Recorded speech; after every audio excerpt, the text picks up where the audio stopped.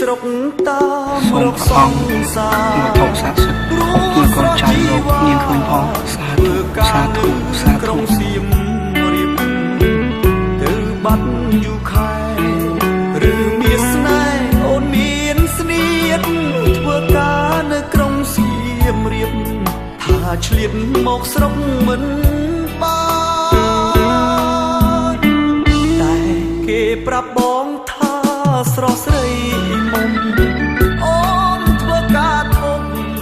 នៅក្នុងខារ៉ាអូខេបងខំស្វែងរករហូតបានជួបមាសមេអូនថាអត់ស្គាល់បងទេ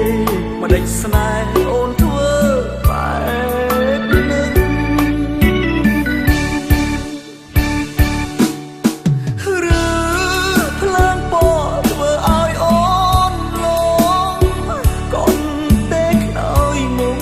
ឆោមយំអូនឈុំគេហើយព្រមមានពុកថ្មីចរណៃអូនលែងបងក្រោយជួបបងធ្វើមិនស្គាល់ឡើយអោត្រានត្រើយបងឈឺណាស់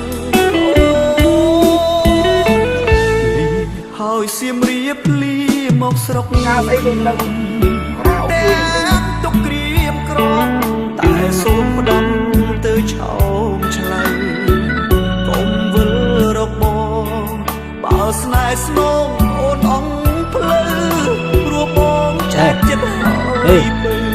សូមទៅនឹងគេចោ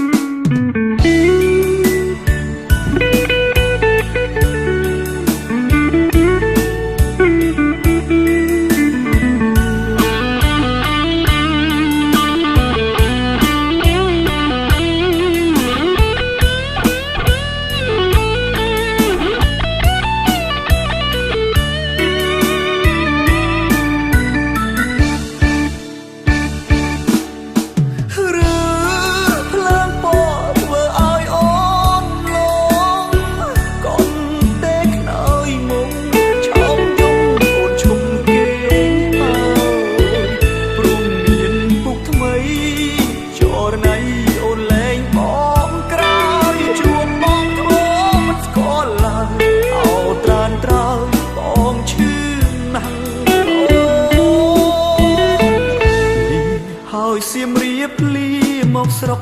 ខ្ញុំតែទុកក្រៀមក្រំតែសូមផ្ដំទៅឆោមឆ្លៃ